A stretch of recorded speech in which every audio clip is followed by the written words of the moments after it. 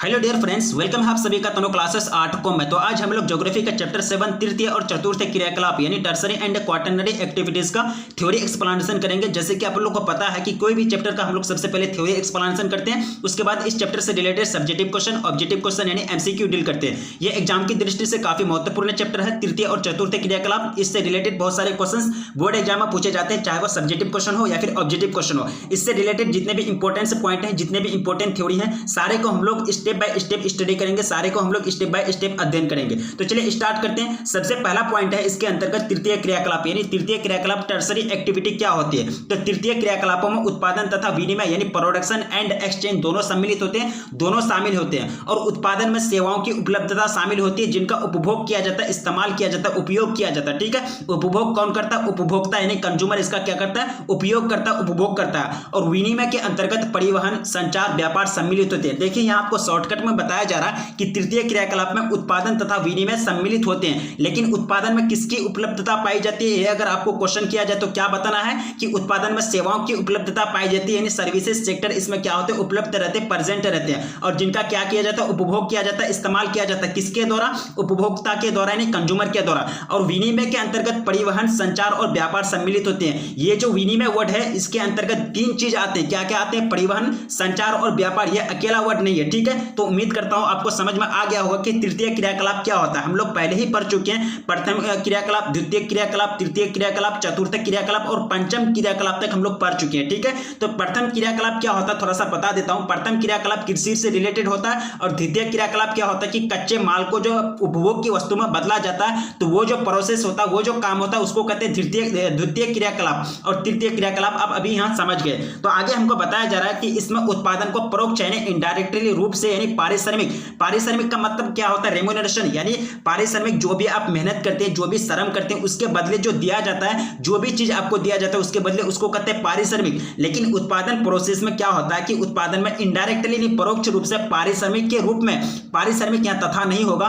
पारिश्रमिक के रूप में वेतन दिया जाता है यानी सैलरी दिया जाता है। ठीक है, आगे हमको बताया जा रहा है कि अधिकतर तृतीय क्रियाकलाप यानी टर्सरी एक्टिविटीज का जो निष्पादन होता है वो कौन करते हैं? कुशल श्रमिक, व्यवसायिक दृष्टि से प्रशिक्षित यानी ट्रेनिंग लिया हुआ विशेषज्ञ तथा परामर्शदाताओं द्वारा होता है। कुशल श्रमिक किसको कहते हैं? वैसा श्रमिक जो काम करने की क्षमता रखता है, वैसा श्रमिक जो ट्रेनिंग लिए हुए रहता है, या वैसा श्रमिक जो हर एक काम को जो एक तरह से निष्पादन कर पाता है, यानी वो काम को कर पाता है, उसको क्या कहते हैं? कुशल श्रमिक कहते हैं। और अधिकतर ज्यादा से ज्यादा जो तृतीय क्रियाकलाप यानी टर्सरी एक्टिविटी का जो निष्पादन होता है वो किसके द्वारा होता है? कुशल श्रमिक, व्यवसायिक दृष्टि से प्रशिक्षित यानी क्या होता है? ट्रेनिंग लिया हुआ विशेषज्ञ और परामर्शदाता किसको कहते हैं? जो सलाह देते हैं, तो उन्हीं के द्वारा यह काम का निष्पादन होता है। किस काम का? तृतीय क्रियाकलाप के अंतर्गत जितने भी काम आते हैं। ठीक है, तो उम्मीद करता हूं आपको ये सारे पॉइंट आपको समझ में आ गए होंगे। आगे हम बढ़ते हैं। आगे हमको बताया जा रहा है कि तृतीय क्रियाकलाप के कुछ मुख्य उदाहरण यानी मेन एग्जांपल। जैसे कि हम लोग पढ़े थे कि तृतीय क्रियाकलाप के अंतर्गत उत्पादन और विनिमय दोनों सम्मिलित होते हैं। तो विनिमय के अंतर्गत क्या क्या आते हैं? ट्रेड आते हैं, कम्युनिकेशन आते हैं, उसके बाद ट्रांसपोर्टेशन आते हैं यानी परिवहन, व्यापार, सेवाएं तथा संचार क्या है? तृतीय क्रियाकलाप के कुछ मुख्य उदाहरण है।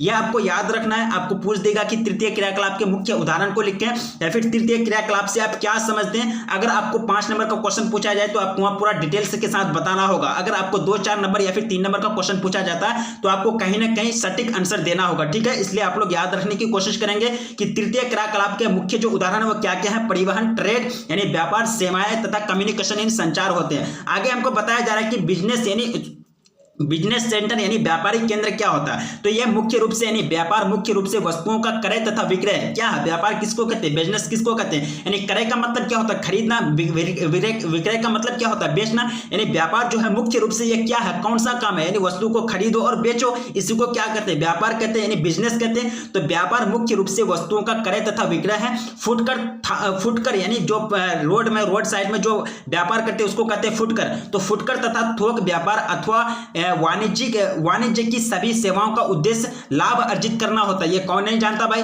कोई भी बिजनेस करते हैं, कोई भी व्यापार करता है, उनका मेन जो मकसद रहता है, जो मेन उद्देश्य रहता है, जो मेन एम रहता है, वो क्या कर रहता है? लाभ अर्जित करना, यानी क्या करना? फायदा कमाना यानी प्रॉफिट कमाना, लाभ अर्जित करना होता है। ठीक है, ये सभी कार्य नगरों तथा कस्बों में होते हैं। यानी ये सभी जो काम होते हैं, ये खरीदना, बेचना और एक तरह से उसको खरीद बेच करके अपना एक तरह से लाभ कमाना। तो ये जो काम होते हैं, ये सारे काम कहां होते हैं? नगरों और कस्बों कस्बों में होते हैं जिसको क्या कहते हैं, व्यापारिक केंद्र कहते हैं, यानी बिजनेस सेंटर कहते हैं। ठीक है, सिंपल सी बात है, बिजनेस सेंटर क्या होता है, व्यापारिक केंद्र क्या होता है, यानी ये व्यापारिक केंद्र कहाँ होते हैं, नगर और कस्बों में होते हैं, जहाँ क्या करते हैं लोग बिजनेसमैन क्या करते हैं, वस्तु को खरीदते हैं और बेचते हैं और क्या करते हैं, लाभ अर्जित करते हैं। तो वो जगह क्या कहलाएंगे, नगर और कस्बा क्या कहलाएंगे, व्यापारिक केंद्र यानी बिजनेस सेंटर कहलाएंगे। ठीक है, आगे हमको बताया जा रहा है कि ग्रामीण विपणन केंद्र। एक बात मैं बता दूं, ये कि ग्रामीण विपणन केंद्र जो है ये एक छोटा सा रूप है व्यापारिक केंद्र का, यानी व्यापारिक केंद्र का छोटा सा रूप कह सकते हैं आप ग्रामीण विपणन केंद्र को। तो विपणन का जो मतलब होता है वो होता है व्यापार यानी बिजनेस, यानी विपणन का अर्थ व्यापार से है। ग्रामीण विपणन केंद्र अर्ध नगरीय केंद्र होते क्या होते, देखिए ग्रामीण विपणन केंद्र अर्ध नगरीय केंद्र होते, क्या आपको पूछा जा सकता है, या आप याद रखिए क्योंकि आपको ऑब्जेक्टिव के रूप में यानी एमसीक्यू के रूप में कहां से पूछ दे कोई ठिकाना नहीं है बोर्ड का। ठीक है, इसलिए स्टेप बाय स्टेप सारे लाइन को आप लोग याद रखने का कोशिश करेंगे। तो विपणन का अर्थ क्या होता है, व्यापार होता है। ग्रामीण विपणन केंद्र क्या है, अर्ध नगरीय केंद्र होते, ग्रामीण विपणन केंद्र अर्ध नगरीय केंद्र होते। ये निकटवर्ती ग्रामीण बस्तियों का पोषण करते हैं, यानी क्या करते हैं, पोषण करते हैं, न्यूट्रिशन प्रदान करते हैं। तो इस तरह से क्या होता है कि इसमें यह अल्प वृद्धि यानी क्या करते हैं कि पोषण करते हैं, तथा यानी और यह अल्प वृद्धि यानी कम वृद्धि, अल्प का मतलब क्या होता है, कम यानी लेस, तो अल्प वृद्धि वर्धित कम वृद्धि प्रकार के व्यापारिक केंद्रों के रूप में कार्य करते हैं। यानी विपणन यानी ग्रामीण विपणन केंद्र जो है यह ज्यादा वृद्धि नहीं करते, यह ज्यादा डेवलप नहीं होते, किसके कंपेरिजन में, किसके मुकाबले में, व्यापारिक केंद्र के मुकाबले में, जिसके कारण यह क्या करते हैं, अल्प वृद्धित प्रकार के रूप में यानी व्यापारिक केंद्रों के रूप में काम करते हैं, कार्य करते हैं। और ये जो होता है ये कहां होता है, ये क्या करता है, यानी ग्रामीण बस्तियों का पोषण करता है। और ये क्या होते हैं, ग्रामीण विपणन केंद्र क्या होते हैं, अर्ध नगरीय केंद्र होते हैं। ठीक है, ये सारे चीज जो होते हैं, जो सटीक पॉइंट है वो चीज आपको बताया जा रहा, कोई चीज ऐड नहीं किया गया। ठीक है, इसलिए मैं चाहूंगा कि आप सारे पॉइंटों को याद रखने का कोशिश करेंगे। आगे बताया जा रहा है कि ग्रामीण विपणन केंद्र में अधिकांश जगह पर फुटकर व्यापार, यानी फुटकर तो मैंने आप लोग को पहले ही बता दें कि रोड साइड के किनारे जो भी व्यापार करते हैं, जो भी अपना सामान बेचते हैं, उसको क्या कहते हैं, फुटकर व्यापार कहते हैं। तो ग्रामीण विपणन केंद्र में अधिकांश यानी ज्यादा से ज्यादा जगह पर फुटकर व्यापार तथा मंडियां भी होते हैं, तथा ये व्यक्तिगत और व्यावसायिक सेवाएं सुविकसित नहीं होती है। सुविकसित का मतलब क्या होता है कि अच्छा तरह से विकास नहीं होता, अच्छा तरह से विकसित नहीं होते हैं। ठीक है, तो ये क्या होता है कि व्यक्तिगत और व्यावसायिक सेवाएं क्या होती है, सुविकसित नहीं होती है। आगे हमको बताया जा रहा है नगरीय बाजार केंद्र के बारे में। ठीक है, ग्रामीण विपणन केंद्र क्या होता है, व्यापारिक केंद्र क्या होता है, ये सारा चीज आपको समझ में आ गया होगा। आगे हम पढ़ेंगे नगरीय बाजार केंद्र। चलिए, नगरीय बाजार केंद्र इस प्रकार के केंद्र में अधिक विशिष्टीकृत यानी खास यानी स्पेशल यानी विशिष्टीकृत नगरीय सेवाएं मिलती है, यानी जो नगरीय सेवा होते, जो सर्विसेज होते वो उपलब्ध रहते, कहां रहते हैं, नगरीय बाजार केंद्र में। ठीक है, यहां अनेक प्रकार के विशिष्टीकृत यानी स्पेशलाइज्ड वस्तु और सेवा उपलब्ध होती है। यह केंद्र विनिर्मित पदार्थों के साथ साथ विशिष्टीकृत बाजार भी प्रस्तुत कराते हैं, क्या करते हैं, प्रस्तुत कराते हैं यानी उपलब्ध कराते हैं। जैसे श्रम बाजार हो गया, इसका एक एग्जांपल हो गया। ठीक है, आगे हमको बताया जा रहा है कि इनमें व्यवसायियों यानी बिजनेसमैन जो होते हैं, व्यवसायिकों की सेवाएं शैक्षणिक संस्थाओं जैसे कि परामर्शदाता, अध्यापक, वकील आदि उपलब्ध रहते हैं, यानी नगरीय बाजार केंद्र में। ठीक है, आगे हम पढ़ेंगे नगरीय बाजार केंद्र क्या होता है, ये आपको समझ में आ गया होगा। आगे हम पढ़ेंगे कि ग्रामीण क्षेत्रों में आवधिक बाजार क्या होता है। आवधिक का मतलब समझिए, आवधिक का हम आप समझते हैं, आवधिक का मतलब होता है काल यानी समय। ठीक है, यानी आवधिक का मतलब होता है काल यानी समय, एक दिन से 2 दिन, ये क्या है, आपका अवधि है। ठीक है, आगे हमको बताया जा रहा है कि ग्रामीण क्षेत्रों में आवधिक बाजार, तो ग्रामीण क्षेत्र जहां नियमित रूप से बाजार नहीं लगते हैं, यानी रेगुलर जहां बाजार नहीं लगते हैं, हर समय हर टाइम जहां बाजार नहीं लगते हैं, वहां कुछ समय के लिए, कुछ टाइम के लिए अथवा विभिन्न कालिक अंतराल पर यानी अलग अलग टाइम पर, यानी काल के अंतराल पर 1 दिन बाद या फिर 2 दिन बाद या फिर हफ्ता दिन बाद या फिर सप्ताह, जिसको कहते हैं 8 महीना दिन बाद, जो भी बाजार लगते हैं यानी अंतराल पर स्थानीय बाजार लगते हैं, जिसको क्या कहते हैं, ग्रामीण क्षेत्र में आवधिक बाजार के रूप में जाने जाते हैं। यानी आवधिक बाजार वैसा बाजार जो समय समय पर लगता है, वो हर समय यानी एनी टाइम अवेलेबल नहीं रहता है। ये कहां लगते हैं, ग्रामीण क्षेत्र में लगते हैं, उसको क्या कहेंगे, ग्रामीण क्षेत्रों में आवधिक बाजार कहते हैं। ठीक है,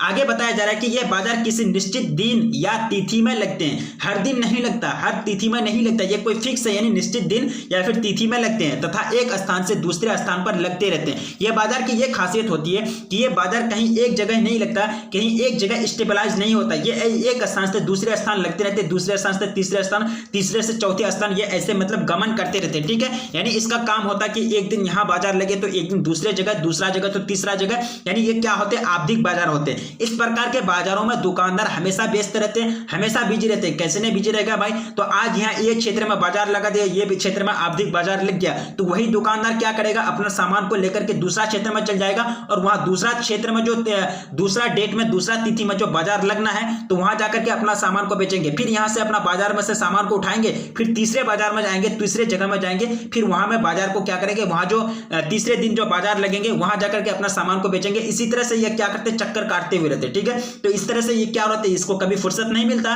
तो ये क्या रहते हैं, हमेशा बिजी रहते हैं। तो इस प्रकार के बाजारों में दुकानदार हमेशा क्या रहते हैं, व्यस्त रहते हैं और एक विस्तृत क्षेत्र को सेवा प्रदान करते हैं। विस्तृत का मतलब क्या होता है, बड़ा। तो यहां से आया यहां, फिर यहां से यहां, तो ये क्या है, बहुत बड़ा क्षेत्र है ना। विस्तृत का मतलब क्या होता है, बड़ा। तो ये क्या करते हैं, एक विस्तृत क्षेत्र को अपना सेवा यानी सर्विसेज प्रदान करते, प्रोवाइड करते। ठीक है, तो ग्रामीण क्षेत्रों में आवधिक बाजार क्या होता है, इसके बारे में अगर आपको एग्जाम में पूछ दिया जाए तो उम्मीद करता हूं आप ब्रीफली यानी पूरा डेफिनेशन के साथ आप लिख सकते हैं। आगे हम पढ़ेंगे फुटकर व्यापार के बारे में। यानी फुटकर व्यापार क्या होता है, तो ये सब व्यापारी क्रियाकलाप है, यानी ये सब या फिर ऐसा व्यापारी क्रियाकलाप जो उपभोक्ताओं को वस्तुओं के प्रत्यक्ष विक्रय से संबंधित है। यह सब व्यापारी क्रियाकलाप या फिर यह व्यापारी क्रियाकलाप होगा। यहाँ ये सब कर दिया है, तो यह व्यापारी क्रियाकलाप जो उपभोक्ताओं यानी जो कंज्यूमर से होते हैं को यानी उपभोक्ताओं को वस्तुओं की प्रत्यक्ष यानी डायरेक्टली विक्रय से संबंधित है।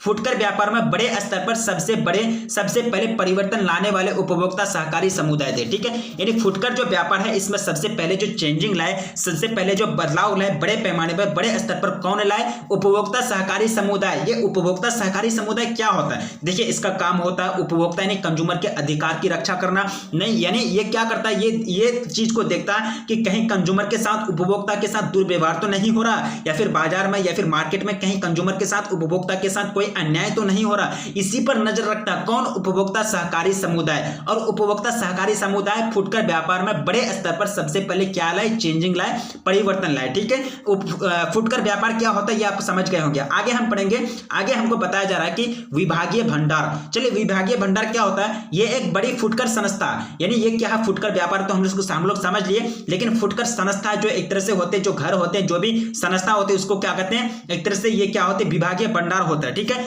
ये एक बड़ी फुटकर संस्था होती है जिनके अंतर्गत अनेक प्रकार की वस्तुओं का फुटकर व्यापार होती है तथा इसके प्रबंधक भी होते हैं, मैनेजर भी होते हैं। ठीक है, यानी विभागीय भंडार के क्या होते हैं, मैनेजर भी होते हैं, प्रबंधक होते हैं। आगे हम पढ़ेंगे भंडार श्रृंखला के बारे में, यानी चैन स्टोर के बारे में। तो ये क्या होता है, ये अत्यधिक सामान को कम दाम में खरीदते हैं और आवश्यकता अनुसार यानी जरूरत पड़ने पर अपने विनिर्देश पर सीधे क्या करते हैं, वस्तुओं का विनिर्माण भी करा लेते हैं। ठीक है, यानी श्रृंखला भंडार क्या है, ये एक चैन स्टोर क्या है, यह आवश्यकता अनुसार क्या करते हैं कि सामान को खरीदता भी है और अपना आदेश देकर के, अपना जरूरत के अनुसार आदेश देकर के सामान का निर्माण भी करवाता है। ठीक है, उसी को क्या कहते हैं, श्रृंखला भंडार कहते हैं।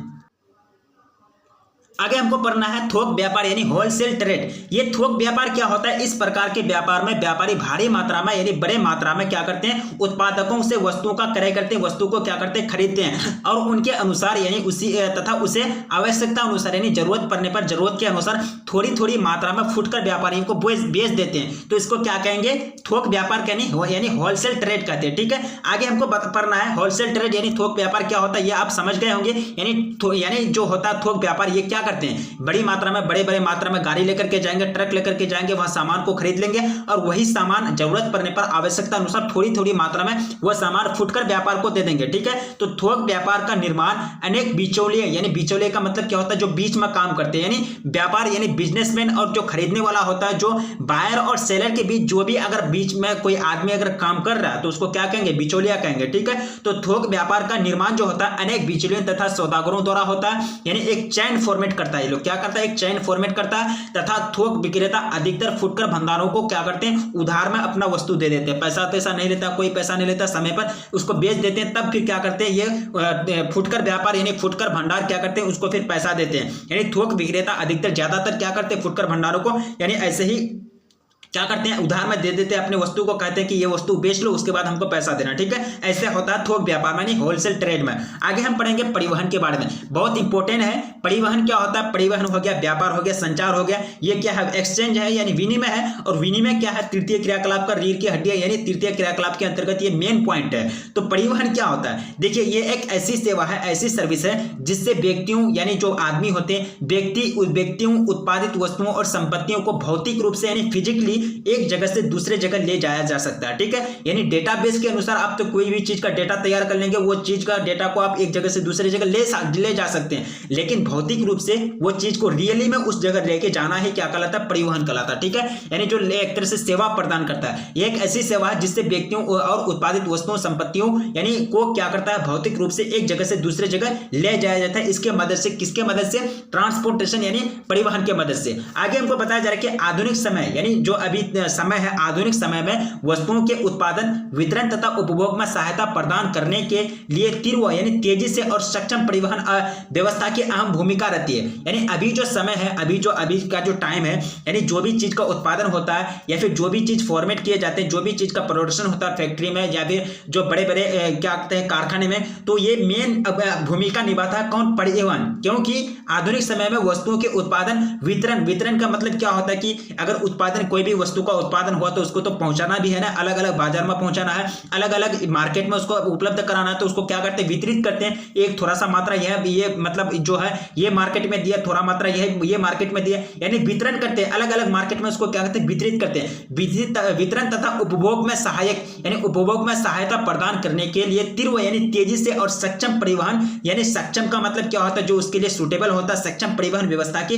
अहम भूमिका होती है, मेन रोल होता है। तथा इस पूरी जटिल प्रक्रिया में वस्तु का दाम बढ़ जाता है। सही सी बात है, जाहिर बात है। अगर यहाँ क्या करेंगे? यहाँ फैक्ट्री है, ठीक है, यहाँ फैक्ट्री है और यहाँ माल जो होता है, जो भी वस्तु होता है, उसका प्रोडक्शन होता है, उसका उत्पादन होता है। ये माल क्या किया? परिवहन व्यवस्था किया, यानी परिवहन क्या किया? यहाँ अपना गाड़ी लेकर के आया, गाड़ी में उठा करके ये माल को क्या किया? ये वस्तु को क्या किया? यहाँ बाजार में लाके रखा, तो उसका कुछ हायर तो होगा ना, उसका कुछ भाड़ा तो होगा ना, उसका कुछ जो पेट्रोलियम होता है या फिर जो ईंधन होता है, जो इंजन के ईंधन होते वो तो जला होगा ना, तो उसका तो कुछ ऐड जो होता है, उस जो पैसा होता है, वो पैसा को किस में जोड़ेगा? सामान में ही जोड़ेगा। तो इस तरह से ये जटिल प्रक्रिया है और इस जटिल प्रक्रिया से क्या होता है कि वस्तु का जो दाम होता है उसको क्या होता है? बढ़ जाता है। आगे हम पढ़ेंगे जाल तंत्र या फिर यानी जाल तंत्र तथा पहुंच। जाल तंत्र क्या होता है? देखिए, परिवहन व्यवस्थाएं विकसित होने से अलग अलग जगह आपस में यानी परिवहन व्यवस्थाएं विकसित होने से क्या होते हैं कि अलग अलग जगह आपस में जुड़ जाते हैं, एक जाल तंत्र का निर्माण करते हैं। जैसे कि परिवहन व्यवस्था जो होता है, अगर यहाँ एक जगह है, यहाँ एक मार्केट है, दूसरा मार्केट यहाँ है और तीसरा मार्केट यहाँ, तो ये क्या करेंगे? परिवहन यानी जाल तंत्र क्या करेंगे? ये तीनों मार्केट को आपस में जोड़ देंगे।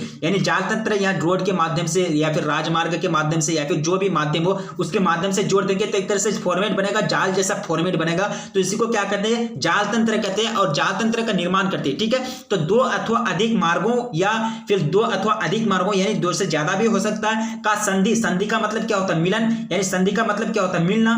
तो संधि का स्थल यानी संधि स्थल एक उद्गम बिंदु, एक गंतव्य बिंदु अथवा मार्ग के सहारे कोई बड़ा कस्बा नोड होता है। ठीक है, प्रत्येक सड़क जो नोडों को जोड़ती है उसको क्या कहते हैं? योजक कहलाती है। ठीक है, यहां देखिए, अगर दो या दो से अधिक अगर कोई है, यहाँ ये जगह है, ठीक है, तो एक रोड इधर से भी आकर के मिला, एक रोड इधर से भी मिला और एक रोड जो है इधर से भी आकर के मिला, तो यहाँ क्या हुआ कि दो से अधिक स्थल जो है संधि यानी मिल गए आपस में। ये भी स्थल यहाँ आकर के मिल गए, यहाँ भी एक मार्केट है, यहाँ भी एक मार्केट है, तो ये सारे मार्केट आपस में जुड़ गए, तो ये क्या है? उद्गम बिंदु कहलाएंगे। और ये गंतव्य बिंदु अथवा मार्ग के सहारे कोई बड़ा क्या होता है? नोड कहलाता है। ठीक है, ये क्या कहलाएंगे? नोड कहलाएंगे। और प्रत्येक सड़क जो दो नोडों को जोड़ता है, यहाँ क्या करेंगे? दो नोड अगर जोड़ेंगे तो उसको क्या कहेंगे? योजक कहलाते हैं, यानी योजक के नाम से जाना जाता है। आगे हम पढ़ेंगे कि परिवहन को प्रभावित करने वाले कारक बहुत से चीज होते हैं। परिवहन को तो कोई ना कोई प्रभावित करेगा ही, जाहिर सी बात है। अगर परिवहन चलता, अगर गाड़ी चल रही रोड पर, तो उसको कोई ना कोई डिस्टर्ब करता है, कोई बीच में आ ही जाता है, तो इसी को क्या कहते हैं? परिवहन को प्रभावित करने वाले कारक। तो परिवहन की मांग जो होती है वह जनसंख्या के पर डिपेंड करता है। कितनी जनसंख्या, किसी देश में कम जनसंख्या तो वहां क्या होगा? परिवहन का मांग कम होगा, गाड़ी का मांग कम होगा,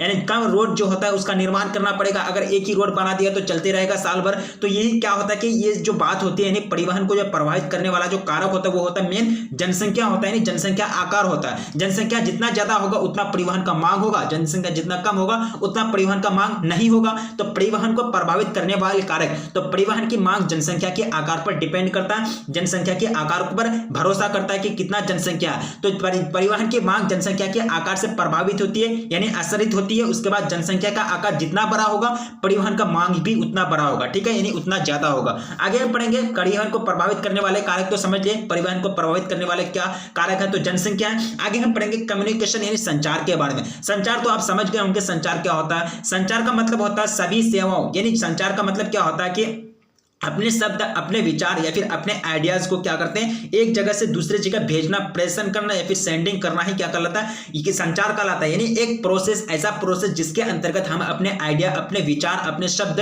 यानी अपने जो आइडियाज जो होते, जो भी बात होती है मन में, तो उसको हम एक जगह से दूसरे जगह, यानी एक व्यक्ति से दूसरे व्यक्ति को जिस माध्यम के द्वारा हम शेयर करते हैं, जिस माध्यम के द्वारा प्रेषण यानी सेंड करते हैं, उसी को क्या कहते हैं, संचार यानी कम्युनिकेशन कहते हैं। जैसे कि यहाँ परिभाषा में बताया जा रहा है कि सभी सेवाओं एक महत्वपूर्ण सेवा संचार सेवा है। यानी सभी सेवाओं में क्या होगा कि सभी सेवाओं में एक महत्वपूर्ण सेवा जो है, महत्वपूर्ण यानी इंपॉर्टेंट जो सर्विस है वो क्या है, संचार सेवा है। शब्दों, विचारों और संदेशों का प्रेषण का मतलब क्या होता है, सेंड यानी भेजना। ये प्रेषण जो है हिंदी वर्ड है, काफी स्पेशल वर्ड है प्रेषण। इसका मतलब क्या होता है, सेंडिंग करना, भेजना। सेंड तो आप समझते हैं, तो सेंड करना ही क्या कहलाता है, संचार कहलाता है। ठीक है, अगर आपको बोर्ड एग्जाम में पूछ दिया है कि संचार क्या कहलाता है, अगर आपको 2 नंबर का पूछे तो आपको सटीक आंसर देना है, सटीक परिभाषा लिखना है। अगर आपको 3 नंबर का पूछे या फिर 4-5 नंबर का पूछे कि संचार के बारे में लिखें, इसको प्रभावित करने वाले कारक के बारे में लिखें, तो सारे चीज को आपको डिफाइन करना पड़ेगा, एक बाय स्टेप आपको डिफाइन करना पड़ेगा। क्योंकि आपको ज्यादा नंबर का अगर क्वेश्चन पूछा जाए, अगर मार्क्स वेट अगर ज्यादा रहे, तो आपको सटीक आंसर और ज्यादा परिभाषा यानी अच्छे जो परिभाषा होती है, ज्यादा शब्दों में आपको आंसर देने की कोशिश करनी है और यानी आंसर देने की जरूरत पड़ती है। ठीक है, आगे हम पढ़ेंगे कि परिवहन के सभी रूपों को संचार पद कहा जाता है। यानी परिवहन के जितने भी रूप हैं, परिवहन के जैसे कि टेलीविजन हो गया, यानी सेलफोन हो गया, ये सब क्या कहलाएंगे, संचार पद कहलाएंगे। जहां परिवहन जाल तंत्र सक्षम है, वहां संचार का फैलाव भी आसान है। कहने का मतलब यह हुआ कि जहां परिवहन जाल तंत्र किसको कहते हैं, यानी परिवहन जो एक तरह से होता है, ये जो रोड भी यानी 2-3 जगह के बाद अभी जस्ट मैंने बताया परिवहन जाल किसको कहते हैं। ये सब क्या परिवहन जाल, ये 4 जगह है, 4 जगह क्या करते हैं कि रोड के माध्यम से एक दूसरे से कनेक्ट हो जाते हैं। तो ये जो बना ये फॉर्मेट क्या कहलाता है, परिवहन जाल तंत्र कहलाता है। ये परिवहन जाल तंत्र जो होता है, ये एक ऐसा चीज है, ये एक हेल्प करता है, मदद करता है संचार को, यानी संचार को फैलने में क्या करता है, आसानी करता है। जहां अगर परिवहन जाल तंत्र सक्षम होगा, यानी क्या होगा, सुटेबल होगा, तो वहां क्या होगा कि संचार का फैलाव भी आसान होगा, इजी होगा। विश्व में अधिक यानी विश्व में अभी भी बड़ी मात्रा में डाक का निपटान जो होता है वो डाकघरों द्वारा होता है। यानी बड़े मात्रा में जो होता है डाक का जो निपटान होता है वो किसके द्वारा होता है, डाकघरों के द्वारा होता है। ठीक है, उम्मीद करता हूं आपको कम्युनिकेशन यानी संचार के बारे में समझ में आ गया होगा। आगे हम पढ़ेंगे टेलीकम्युनिकेशन यानी दूर संचार क्या होता है। यानी दूर का मतलब क्या, देखिए संचार तो हम समझ लिए, यहां आगे सिर्फ दूर लगा दिया। ठीक है, यहां वर्ड को देखिए, सबसे पहले हम परिभाषा बाद में देखेंगे। संचार का मतलब तो हम समझते हैं, संचार का मतलब क्या होता है कि सेंड करना, अपने आइडिया जो होते हैं, अपने विचार जो होते हैं, उसको सेंड करना एक जगह से दूसरे जगह, एक व्यक्ति से दूसरे व्यक्ति को क्या कहलाता है, संचार कहलाता है। लेकिन उसके आगे दूर लगा दिया, दूर का मतलब क्या होगा, दूर यानी दूर तक संदेश को, अपना विचार को, शब्दों को भेजना, प्रेषण करना क्या कहलाता है, दूर संचार कहलाता है। दूर संचार का प्रयोग विद्युतीय प्रौद्योगिकी के विकास से जुड़ा है। ठीक है, यहां आपको यह बात याद रखना है कि दूर संचार का जो प्रयोग है ये किससे जुड़ा हुआ है, तो विद्युतीय प्रौद्योगिकी से, यानी जो इलेक्ट्रिक जो टेक्नीशियन है, इलेक्ट्रिक टेक्नोलॉजी है, इसके विकास से, इसी के डेवलप से जुड़ा हुआ है। कौन, दूर संचार यानी टेलीकम्युनिकेशन। संदेशों के भेजे जाने की गति के कारण इसने क्या की, संचार में क्रांति ही ला दी, यानी संचार में एक रिवोल्यूशन ही खड़ा कर दिया, एक क्रांति, एक बदलाव ही ला दिया। कौन,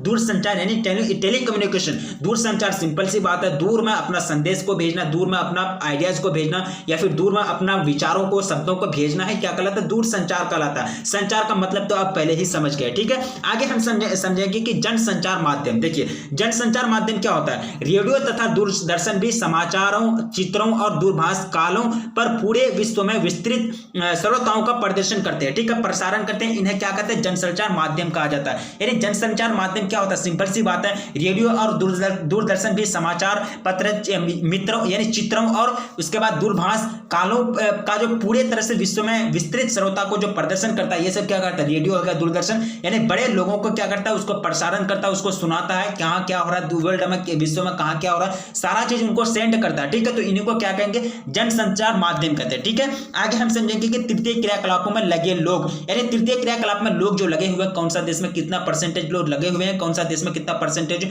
लोग इसमें नहीं लगे हुए हैं, वो सारा चीज हम लोग देखेंगे। ठीक है, तो तृतीय क्रियाकलाप में लगे लोग, तो अधिकतर लोग सेवाकर्मी हैं, अधिक विकसित देशों में ज्यादातर लोग सेवा में लगे हैं, जबकि अल्प विकसित देशों में 10% से कभी कम लोग तृतीय क्रियाकलाप में यानी सेवा में लगे होते हैं। ठीक है, तो इसका मतलब क्या हुआ कि जो अल्प विकसित देश है तो वहाँ जो लोग होते हैं वो ज्यादातर किस में लगे हुए रहते हैं, यानी जो एक तरह से कृषि से रिलेटेड जो काम है उसको क्या कहते हैं, प्रथम क्रियाकलाप। तो प्रथम क्रियाकलाप से लगे होंगे। तो जो ये है तृतीय क्रियाकलाप कुछ एक्स्ट्रा काम है, यानी स्टैंडर्ड लेवल का काम होता है ये।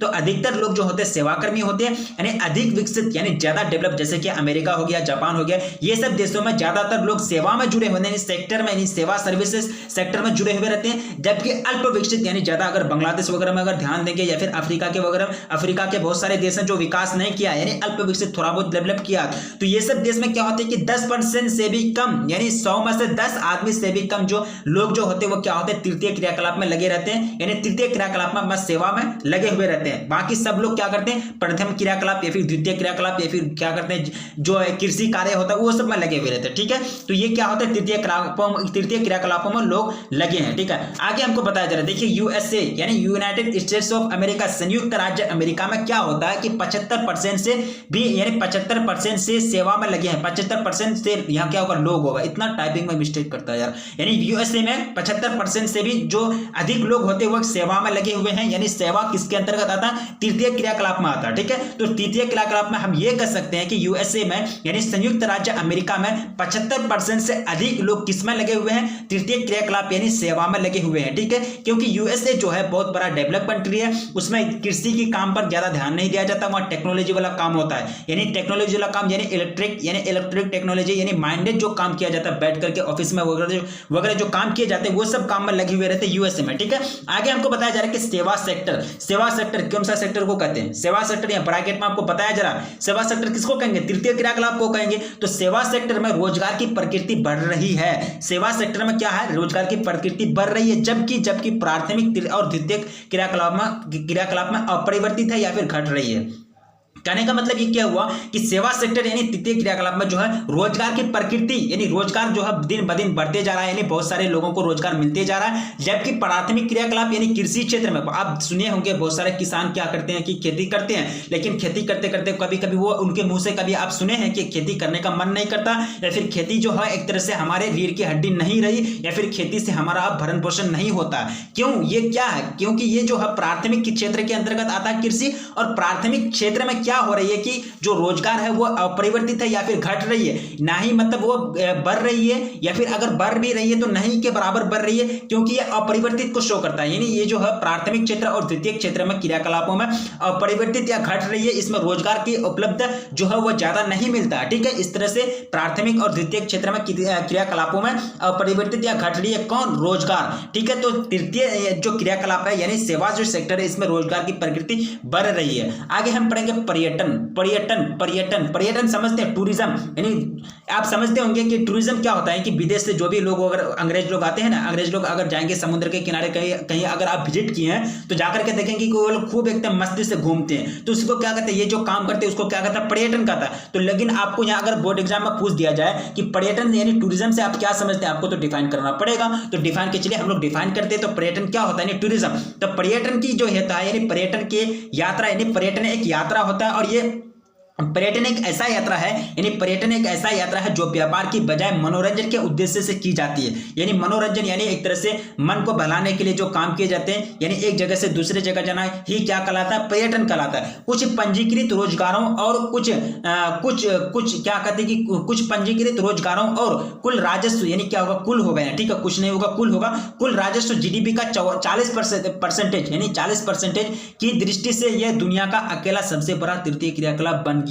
अब देखिए, यानी तृतीय क्रियाकलाप अगर आपको पूछा जाए ऑब्जेक्टिव के रूप में, या फिर जिसको एमसीक्यू कहते हैं उसके रूप में अगर आपको पूछा जाए कि दुनिया का तृतीय जो यानी दुनिया का सबसे बड़ा जो तृतीय क्रियाकलाप है वो कौन है, कौन सा बन गया है, तो आपको आंसर देना है पर्यटन यानी टूरिज्म। ठीक है, तो पर्यटन एक ऐसा चीज है, ऐसा मतलब व्यापार है जो एक तरह से, पर्यटन एक ऐसा यात्रा है, यानी यात्रा का मतलब क्या होता है, जाना, सफर करना, यानी यात्रा एक ऐसा यात्रा है जो व्यापार यानी बिजनेस के बजाय यानी मनोरंजन के उद्देश्य से की जाती है, तो उसको क्या कहेंगे, पर्यटन कहेंगे, टूरिज्म कहेंगे। ठीक है, आगे हम पढ़ेंगे पर्यटन अवसंरचना उद्योगों, फुटकर व्यापार और शिल्प उद्योगों को पोषित करता है। देखिए अब कैसे पोषित करता है आपको तो समझ में नहीं आया होगा। देखिए कैसे पोषित करता है, जैसे कि पर्यटन जो नहीं, पर्यटन करने वाले को कहते हैं पर्यटक।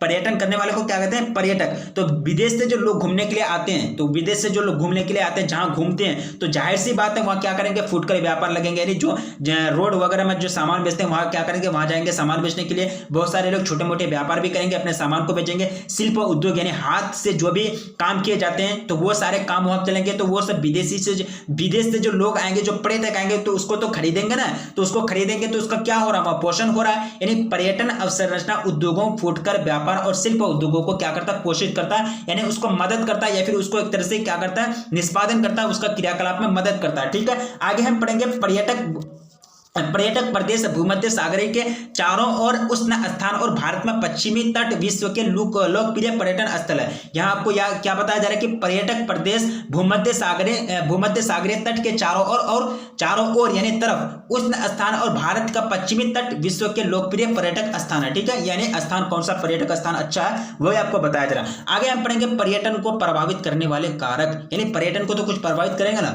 कोई भी पर्यटक अगर घूमने के लिए आएंगे तो वो क्या करने के लिए घूमने के लिए आते हैं, कहीं भी अपना देश में भी घूम सकता है। तो यहाँ क्या देख लिया जो वो घूमने के लिए आया। ठीक है, यानी पर्यटन को प्रभावित करने वाले कारक के बारे में हम लोग विश्लेषण करने जा रहे हैं। तो चलिए, फर्स्ट जो पॉइंट है वो है मांग, यानी पर्यटन को प्रभावित करने वाले सबसे पहला जो कारक है वो क्या है, मांग है। जीवन स्तर में सुधार तथा बढ़े हुए फुर्सत की समय के कारण अधिकतर लोग क्या करते हैं, विश्राम करने के लिए, आराम करने के लिए अवकाश पर जाते हैं, यानी छुट्टी पर जाते हैं। तो ये क्या आता है, सबसे बड़ी चीज है, सबसे पहले बड़ी चीज है, आपको छुट्टी मिलेगा तभी ना आप घूमने के लिए जाइएगा। तो सबसे पहले आपकी मांग होनी चाहिए, यानी आपका मांग होना चाहिए, छुट्टी का मांग यानी अवकाश का मांग होना चाहिए। जीवन स्तर में आपका लाइफ में सुधार लाने के लिए, या फिर जो भी आपको मौका मिलता है, जो भी फुर्सत मिलता है, यानी फुर्सत के समय के कारण अधिकतर लोग, ज्यादातर लोग क्या करते हैं, आराम करने के लिए, घूमने के लिए निकल जाते हैं, या फिर घूमने के लिए क्या करते हैं, मतलब निकल जाते हैं, दूसरे देश निकल जाते हैं। तो क्या है, सबसे पहला कंडीशन क्या है, सबसे पहला जो फैक्टर है प्रभावित करने वाला पर्यटन को, वो कौन है, मांग। दूसरा फैक्टर है परिवहन। अगर आप ये समझिए कि आपका देश बहुत सुंदर है, यहाँ पर्यटन स्थल आप बना दिए, लेकिन यहाँ आने का कोई साधन ही नहीं है, कोई गाड़ी ही नहीं है, कोई वायुयान ही नहीं है जो यहाँ आ पाए दूसरे देश से लोग, तो ये भी बहुत बड़ा फैक्टर है। अगर जिस देश में जाने के लिए सुविधा, परिवहन सुविधा अच्छी है, तो वहां पर्यटक ज्यादा से मात्रा में पहुंचेंगे। अगर परिवहन सुविधा खराब है या फिर महंगा है, खर्चीला है, तो वहां की जाहिर सी बात है वहां पर्यटक ज्यादा नहीं पहुंचेंगे, अपना ज्यादा खर्चा पैसा नहीं करेंगे। ठीक है, तो परिवहन जो है, परिवहन सुविधा में सुधार के साथ पर्यटन स्थलों का आरंभ हुआ है। यानी परिवहन कहने का मतलब ये हुआ कि परिवहन, अगर आपके देश के जैसे कि जाएंगे, मैंने अभी जस्ट अभी बोला कि समुद्र के किनारे में अगर जाएंगे तो अंग्रेज लोग घूमने के लिए आते हैं। तो समुद्र के किनारे क्यों आए, तो वो जहाज के माध्यम से आए, यानी जो वहाँ पत्तन है, यानी बंदरगाह है, वह सुविकसित किया हुआ है, यानी परिवहन के साधन वहाँ विकसित है, तभी ना आ पाया। अगर परिवहन के साधन विकसित नहीं होते, वहाँ बंदरगाह नहीं होता, वहाँ कहीं से आता, वहाँ कैसे आता। ठीक है, तो जहाज के द्वारा आता, वहाँ तो वो फिर महंगा पड़ जाता। यानी परिवहन सुविधा में सुधार के साथ साथ पर्यटन क्षेत्रों का क्या हुआ, आरंभ हुआ। दूसरी चीज बताया जा रहा है कि जलवायु, यानी ठंडे प्रदेशों में अधिकतर लोग क्या करते हैं, पुलिन विश्राम के लिए क्या करते हैं, उष्ण और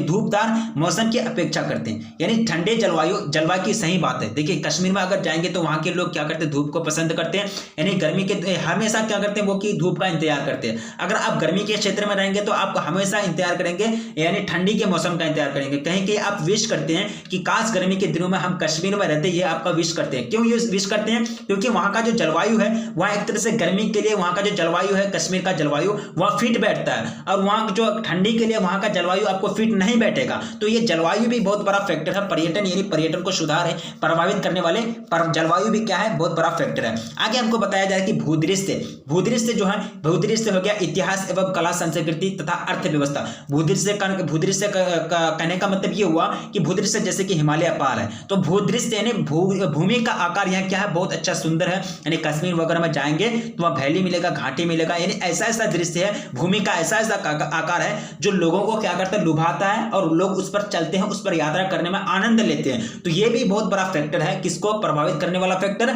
पर्यटन को प्रभावित करने वाला फैक्टर। इतिहास एवं कला, देखिए इतिहास एवं कला, तो ताजमहल को देखने के लिए आते हैं कि नहीं, तो इतिहास में ही बनाना है। इतिहास में क्या है, एक कला है, यानी ताजमहल का बनना इतिहास में बहुत बड़ी कला है। तो ये भी बहुत बड़ा फैक्टर है, पर्यटन को प्रभावित करने वाला फैक्टर है। ठीक है, संस्कृति, यहाँ की संस्कृति, यहाँ का रीति रिवाज अच्छा होगा तभी ना। अगर कोई विदेश से कोई लोग घूमने के लिए आया तो उनके साथ सही व्यवहार अगर हम नहीं करेंगे, उनके साथ अगर मेरा संस्कृति अगर सही व्यवहार करने के लिए नहीं कर रहा, तो ये जाहिर सी बात है वो घूमने के लिए नहीं आएगा, वो पर्यटक अपने ही देश में घूमेगा। तो ये भी बहुत बड़ी बात है, ये भी बहुत बड़ा फैक्टर है, यानी पर्यटन को प्रभावित करने वाला बहुत बड़ा फैक्टर है कौन? संस्कृति यानी रीति रिवाज। ठीक है, आगे है आपका अर्थव्यवस्था, बहुत बड़ी चीज है अर्थव्यवस्था। मान चलिए कोई देश है, उसके बाद खूब अच्छी तरह से संसाधन है, यानी अर्थव्यवस्था जो बहुत बड़ा क्षेत्र है, बहुत बड़ा देश है, लेकिन उसकी अर्थव्यवस्था इकोनॉमी बहुत डामाडोल है, ज्यादा मतलब डेवलप नहीं है। तो अगर वहां क्या होंगे? गरीबी का हालात होंगे। अगर उनके पास अच्छा रिसोर्सेज भी होगा, वो सही ढंग से विकसित नहीं हो पाएगा। तो अर्थव्यवस्था भी कहीं ना कहीं डिपेंड करता है पर्यटन को प्रभावित करने में, यानी पर्यटन को प्रभावित करता है। ठीक है, ये 3 कारक, कितने कारक पड़े? एक लगभग 4 कारक पड़े। ठीक है, तो 4 कारक को आपको याद रखना, आपको बोर्ड एग्जाम में पूछे जाएंगे कि पर्यटन को प्रभावित करने वाले कारकों का उल्लेख करें, तो आपको ये चारों कारक को स्टेप बाय स्टेप आपको लिखना है। आगे हम पढ़ेंगे, आगे हमको बताया जा रहा है कि पर्यटन घर में गोवा में हेरिटेज होम्स, ये आपको याद रखना है। ये जो है ये लाइन आपको याद रखना है। पर्यटन घर में जो है फेमस कहां है? गोवा में जो हेरिटेज होम्स है ये फेमस है, और कर्नाटक में जो मेडिकेरे और कुर्ग है ये फेमस है। ठीक है, 2 ही घर बताया जा रहा है, ज्यादा नहीं बताया जा रहा आपको। जो इंपॉर्टेंट है बोर्ड एग्जाम में जो पूछा गया है, जो बोर्ड एग्जाम की दृष्टि से काफी इंपॉर्टेंट है, वो चीज आपको यहाँ बताया जा रहा है। ठीक है, तो पर्यटन गोवा में हेरिटेज होम्स और कर्नाटक में मेडिकेरे और कुर्ग। ठीक है, आपको ये चीज याद रखना है। आगे हम पढ़ेंगे चिकित्सा पर्यटन के बारे में। देखिए चिकित्सा पर्यटन क्या होता है? जब चिकित्सा उपचार को अंतरराष्ट्रीय पर्यटन गतिविधियां से संबंध करा दिया जाता है, उसी को क्या कहेंगे? सामान्यतः उसको जो जनरली जाना जाता है उसको क्या कहते हैं? चिकित्सा पर्यटन कहते हैं। यानी जब चिकित्सा, जो भी चिकित्सा, जैसे कि यहां से क्या होते हैं, बिहार में या फिर बिहार में अगर, या फिर कोई भी राज्य में, या फिर बिहार हो गया, या फिर उत्तर प्रदेश, या फिर जो भी स्टेट है जहां से भी आप बिलोंग करते हैं, या फिर झारखंड है, यूपी, राजस्थान, जहां से भी आप बिलोंग करते हैं, वहां अगर ज्यादा मरीज अगर वहां ठीक नहीं हो पाता, उनको ट्रांसफर कर दिया जाता है दिल्ली या फिर मुंबई वगैरह ट्रांसफर कर दिया जाता है। तो ये सोचिए अगर मुंबई में अगर ठीक नहीं हो पाएगा वो मरीज, तो वो मरीज कहां जाएगा? अमेरिका चल जाएगा। तो ये क्या है? ये वहां जाना क्या है? एक तरह से ये जो मरीज वहां जाएंगे ना, तो वो पर्यटन के रूप में जाएंगे। कौन सा पर्यटन के रूप में जाएंगे? चिकित्सा पर्यटन के लिए जाएंगे, यानी चिकित्सक सुविधा लेने के लिए जाएंगे। तो जब चिकित्सा उपचार को अंतरराष्ट्रीय इंटरनेशनल पर्यटन इंटरनेशनल यानी पर्यटन यानी टूरिज्म गतिविधि से संबंध करा दिया जाता है, तो इसी को जनरली क्या कहते हैं? चिकित्सा पर्यटन कहते हैं। जैसे कि एग्जांपल के लिया जा रहा है कि 2005 ईस्वी में, यानी 2005 में यूएसए से, यानी अमेरिका, संयुक्त राज्य अमेरिका से उपचार के लिए, इलाज कराने के लिए लगभग 55,000 रोगी भारत आए थे, और भारत विश्व में चिकित्सा पर्यटन में अग्रणी देश बनकर उभरा है। यानी चिकित्सा पर्यटन में भारत में भी, इसका कहने का मतलब ये हुआ कि भारत में भी बहुत सारे लोग विदेश से अपना इलाज कराने के लिए आते हैं। ठीक है, तो चिकित्सा पर्यटन क्या होता है? ये छोटा छोटा चीज है यार, आपको समझ में आना चाहिए। ठीक है, फिर भी कमेंट करके बताएंगे कहीं भी आपको कंफ्यूजन हो रहा है। आगे हमको बताया जा रहा है कि स्विट्जरलैंड, भारत, ऑस्ट्रेलिया के अस्पताल विकिरण बिंबों यानी रेडिएशंस जो होते हैं उसका इस्तेमाल करके, उसका अध्ययन करके, यानी उसका अध्ययन से लेकर चुंबकीय अनुनाद यानी क्या है कि मैग्नेटिक रेजोनेंस बिंबों के निर्वाचन तथा प्राश्रव्य परीक्षण यानी प्राश्रव्य परीक्षण यानी जो होता है टेस्टिंग होता है, परीक्षण जो होता है, परीक्षणों से चिकित्सा सुविधा उपलब्ध कराते हैं। कौन कौन देश का नाम बताया जा रहा है? स्विट्जरलैंड, भारत, ऑस्ट्रेलिया के अस्पताल, 3 ही देश का नाम है। ठीक है, तीनों देश का नाम को आपको याद रखना जरूरी है। यानी तीनों देश जो है चिकित्सा क्षेत्र में, यानी पर्यटन चिकित्सा या फिर चिकित्सा पर्यटन में काफी अग्रणी हो रहे हैं, काफी विकास कर रहे हैं। ठीक है, आगे हमको बताया जा रहा है कि चतुर्थ क्रियाकलाप। ठीक है, हम लोग समझ लिए तृतीय क्रियाकलाप क्या होता है, यानी फिर वहां नाम क्या था? तृतीय और चतुर्थ क्रियाकलाप। तो चतुर्थ क्रियाकलाप के बारे में ही पढ़ना होगा ना। तृतीय क्रियाकलाप के बारे में हम लोग बहुत चीज पढ़ लिए। देखिए तृतीय क्रियाकलाप, चतुर्थ क्रियाकलाप, यानी चतुर्थ क्रियाकलाप में से कुछ निम्नलिखित हैं। तो उत्पादन हो गया, और उत्पादन और प्रकीर्णन तथा अथवा सूचना का उत्पादन भी, सूचना का अधिसंग्रहण भी। देखिए कोई भी सूचना यानी इंफॉर्मेशन का अगर उत्पादन कीजिएगा, कोई भी इंफॉर्मेशन को अगर क्रिएट करेंगे, ये जो क्रिएट करना जो होगा ये किसका कैटेगरी में आएगा? कौन सा क्रियाकलाप का कैटेगरी में? चतुर्थ क्रियाकलाप का कैटेगरी में आएगा। और सूचना का संग्रहण का मतलब होता है कलेक्ट करना, जमा करना। कोई भी इंफॉर्मेशन को, कोई भी सूचना को अगर कलेक्ट किया जाता है, संग्रहण किया जाता है, तो ये जो संग्रहण वाला जो काम होगा, ये जो क्रियाकलाप होगा, तो कौन सा क्रियाकलाप होगा? चतुर्थ क्रियाकलाप होगा। ठीक है, आगे हम पढ़ेंगे चतुर्थ क्रियाकलाप के बारे में। बताया जा रहा है कि चतुर्थ क्रियाकलाप अनुसंधान और विकास पर केंद्रित होते हैं। ये क्या होते हैं? चतुर्थ क्रियाकलाप अनुसंधान और विकास पर डिपेंडेंट होते हैं। चतुर्थ क्रियाकलाप में म्यूचुअल फंड सॉफ्टवेयर सेवाओं की मांग, देखिए सॉफ्टवेयर, जो भी मोबाइल में आप सॉफ्टवेयर यूज करते हैं ना, तो सॉफ्टवेयर की मांग, उसके बाद कार्यालय भवन, प्रारंभिक विद्यालयों में सेवा, विद्यालयों कक्षाओं, अस्पतालों में सेवा तथा कर्मचारी तक इस चतुर्थ क्रियाकलाप के सेक्टर में आते हैं। यानी जो भी कर्मचारी होते हैं, जो भी अस्पताल में काम करते हैं, या फिर जो भी विद्यालय में शिक्षा देते हैं यानी प्रशिक्षण कराते हैं, या फिर कार्यालय भवन जो हो गया, उसके बाद प्रारंभिक विद्यालय में जो भी सेवा देते हैं, सॉफ्टवेयर जो उसका मांग जो होता है, सॉफ्टवेयर जो सर्विसेज होता है, ये सब सर्विसेज किसके कौन सा सेक्टर में आता है? चतुर्थ सेक्टर यानी चतुर्थ क्रियाकलाप के अंतर्गत आते हैं। ठीक है, आगे हमको बताया जा रहा है पंचम क्रियाकलाप के बारे में। देखिए प्रथम, द्वितीय, तृतीय, चतुर्थ हम लोग पढ़ लिए, तो पंचम भी हम लोग पढ़ लेते हैं। तो पंचम क्रियाकलाप उच्चतर के निर्णय, यानी पंचम क्रियाकलाप क्या है कि उच्चतर के निर्णय लेने और नीतियों का निर्माण करने वाले पंचम क्रियाकलाप को निभाते हैं। ठीक है, जैसे कि उच्चतर का निर्णय कौन लेता है? सरकार क्या करता है? अर्थव्यवस्था में बड़े बड़े कामों का निर्णय लेता है। एसबीआई जो हो गया यानी रिजर्व बैंक ऑफ इंडिया, यानी बड़े बड़े जो बैंक हैं ये क्या करते हैं? बड़े बड़े निर्णय लेते हैं। तो ये जो निर्णय लेना है ना, ये कौन सा, ये जो निर्णय लेना भी कोई ना कोई काम है ना, कोई फैसला लीजिएगा तो ये भी एक बहुत बड़ा काम है। तो ये क्या कहलाएंगे? क्रियाकलाप कहलाएंगे। तो ये क्रियाकलाप जो है ये किसके अंतर्गत आएंगे? तो पंचम क्रियाकलाप के अंतर्गत आएंगे। यानी उच्चतर यानी हाई लेवल का निर्णय, यानी हाई लेवल का जो डिसीजन लिया जाता है, तो ये लेने की जो प्रक्रिया है, ये लेने की जो पॉलिसी है, तो इससे क्या होता है कि पॉलिसी का निर्माण होता है। तो ये जो तरीका है ये किसके अंतर्गत आएंगे? पंचम क्रियाकलाप के अंतर्गत आएंगे। ठीक है, इनमें ज्ञान आधारित उद्योग जो सामान्यतः यानी जनरली चतुर्थ सेक्टर यानी चतुर्थ क्रियाकलाप से जुड़ी हुई रहती है, और थोड़ा अंतर होता है, यानी चतुर्थ क्रियाकलाप और पंचम क्रियाकलाप में ज्यादा डिफरेंस नहीं होता। आगे हमको बताया जा रहा है कि पंचम क्रियाकलाप में वे सेवाएं आते हैं, वो सर्विसेज आते हैं जो नवीन यानी नवीन और नया यानी न्यू एंड मॉडर्न वर्तमान विचारों की रचना है। ठीक है, यानी वर्तमान में जो भी विचार होते हैं, जो भी आइडियाज आते हैं लोगों के दिमाग में, वो सब की रचना होती है, वो सब की रचना से युक्त रहता है। ठीक है, पंचम क्रियाकलाप में जो सेवाएं उपलब्ध रहती है। ठीक है, तो बाह्य स्रोतन के बारे में हम लोग पढ़ेंगे, ज्यादा चीज और नहीं बचा हुआ है, थोड़ा ही चैप्टर है और थोड़ा सा हम लोग जितने थ्योरी बचा हुआ है। तो बाह्य स्रोतन क्या होता है? External source. इसके परिणाम स्वरूप चीन, भारत, पूर्वी यूरोप, फिलीपींस, इजराइल में बड़ी संख्या में खुले हैं। इससे इन देशों में नए काम उत्पन्न होते हैं बाह्य स्रोतन से।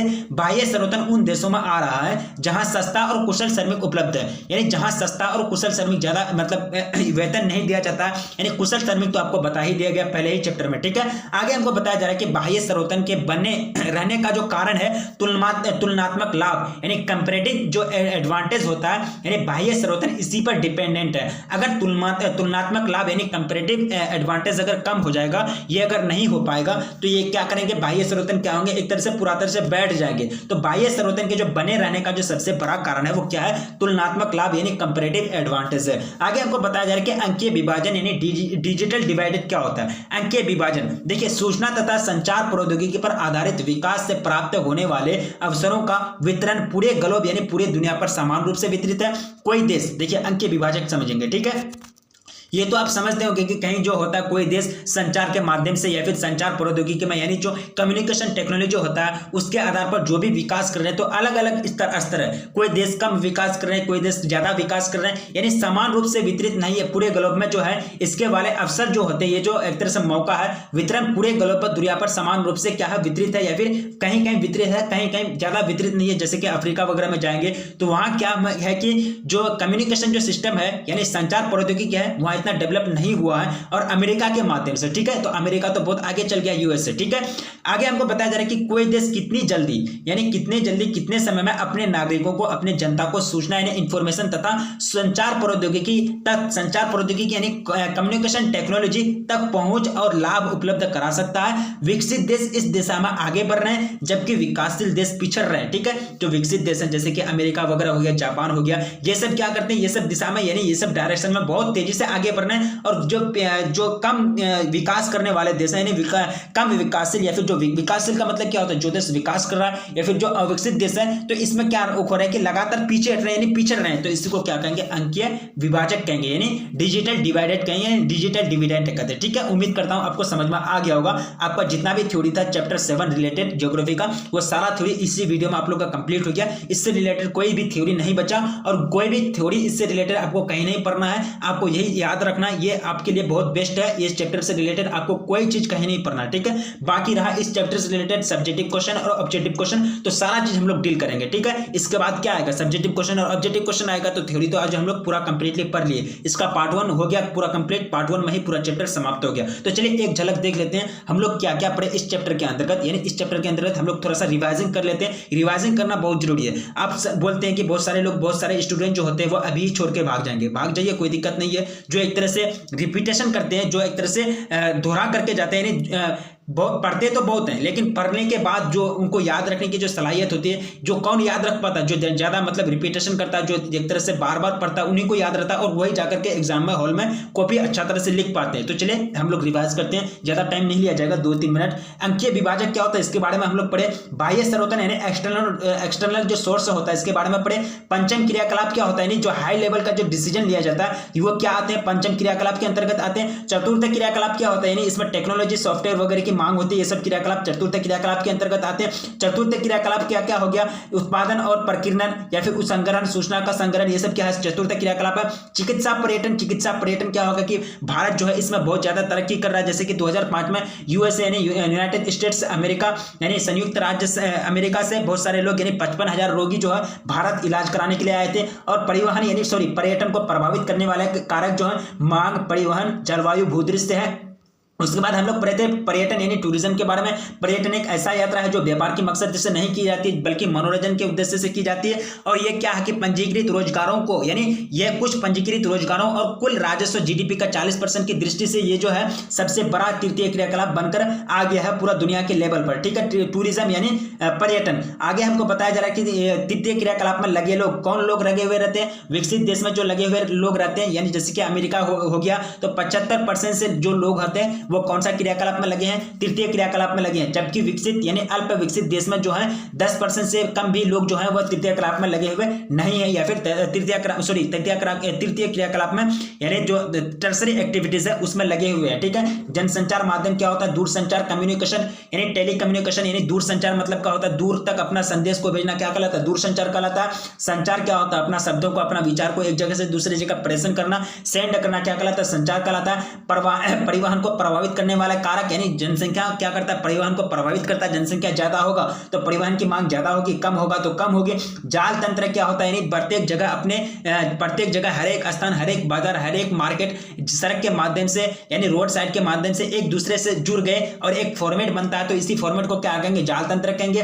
परिवहन क्या होता है, एक ऐसी सेवा है जिसके मदद से वस्तु को भौतिक रूप से एक जगह से दूसरी जगह ले जाया जाता है, उसको क्या कहते हैं, परिवहन कहते हैं। थोक व्यापार क्या होता है, होलसेल ट्रेड क्या होता है, इसमें क्या करते हैं, व्यापारी बड़े पैमाने पर यानी बड़ी मात्रा पर भारी वस्तु को खरीदते हैं और छोटे छोटे व्यापार को अपना थोड़ी थोड़ी मात्रा में उसको फुटकर व्यापार में बेच देते हैं और उधार में भी कभी कभी देते हैं, उसको क्या कहते हैं, थोक व्यापार कहते हैं। उसके बाद क्या है, श्रृंखला भंडार यानी चैन स्टोर। इसमें क्या होता है कि अत्यधिक सामान को कम दाम पर खरीदे जाते हैं और उसको एक तरह से स्टोर करके रख दिया जाता है, तो उसको क्या कहेंगे, श्रृंखला भंडार कहेंगे। विभागीय भंडार क्या होता है कि ये एक बहुत बड़ी फुटकर संस्था होती है जिसके अंतर्गत अनेक प्रकार की वस्तुओं का फुटकर व्यापार होती है और इसके प्रबंधक यानी मैनेजर भी होते हैं। फुटकर व्यापार क्या है, ये व्यापारी यानी ये एक ऐसा व्यापारिक क्रियाकलाप है जो उपभोक्ताओं और वस्तुओं के प्रत्यक्ष विक्रय से संबंधित है। फुटकर व्यापार में बड़े स्तर पर सबसे पहले परिवर्तन लाने वाले जो थे वो कौन थे, उपभोक्ता सहकारी उप समुदाय। ये क्या करता है, उपभोक्ता की रक्षा करता है, यानी उपभोक्ता के अधिकार का रक्षा करता है।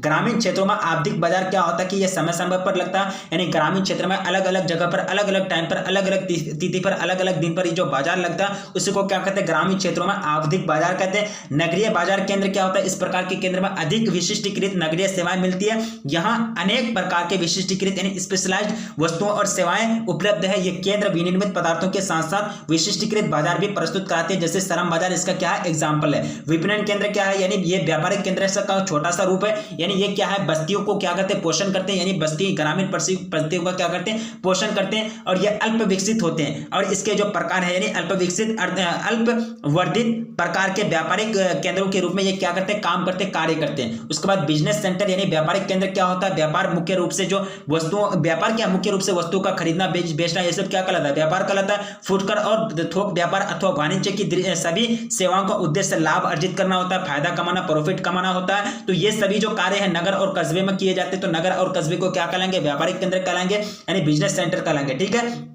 तृतीय क्रियाकलाप के जो मेन उदाहरण है परिवहन, व्यापार, सेवाएं और संचार। ये चीज अगर आपको याद नहीं रहा तो चैप्टर 7 आपका बेकार, आपका चैप्टर 7 का पढ़ना ही बेकार कहलाएंगे, ठीक है। इसलिए आप लोग कम से कम ये चीज याद रखना है कि तृतीय क्रियाकलाप के जो मुख्य उदाहरण है परिवहन, व्यापार, संचार और सेवाएं, ठीक है। आगे हमको बताया जा रहा था कि इसमें उत्पादन को परोक्ष रूप से किसमें, यानी तृतीय क्रियाकलाप में उत्पादन को परोक्ष रूप से पारिश्रमिक, यानी परोक्ष रूप से पारिश्रमिक का मतलब क्या होता है, यानी जो भी आप श्रम करते हैं, जो भी आप मेहनत करते हैं, कहीं भी जाकर के कोई भी फैक्ट्री में, कोई भी उद्योग में जाकर के, कोई भी फॉर्म में, उसके बदले जो चीज आपको दिया जाता है उसको कहते हैं पारिश्रमिक। तो उत्पादन में जो इनडायरेक्टली जो पारिश्रमिक दिया जाता है मजदूरों को, तो वेतन के रूप में, सैलरी के रूप में दिया जाता है। तृतीय क्रियाकलाप क्या होता है, तृतीय क्रियाकलाप में उत्पादन और विनिमय सम्मिलित होते हैं। उत्पादन के अंतर्गत किसकी उपलब्धता, सेवा की उपलब्धता, और विनिमय के अंतर्गत क्या क्या सम्मिलित है, परिवहन, संचार और व्यापार, ठीक है। इसके अंतर्गत क्या क्या आते हैं, परिवहन, संचार और व्यापार, टर्सरी एक्टिविटी, ठीक है। तो चैप्टर 7 आपका समाप्त, कोई भी थ्योरी नहीं बचा, पूरा थ्योरी क्लियर। तो ये कौन सा चैप्टर था, चैप्टर 7 ज्योग्राफी का तृतीय और चतुर्थ क्रियाकलाप, टर्सरी एंड क्वार्टरनरी एक्टिविटी।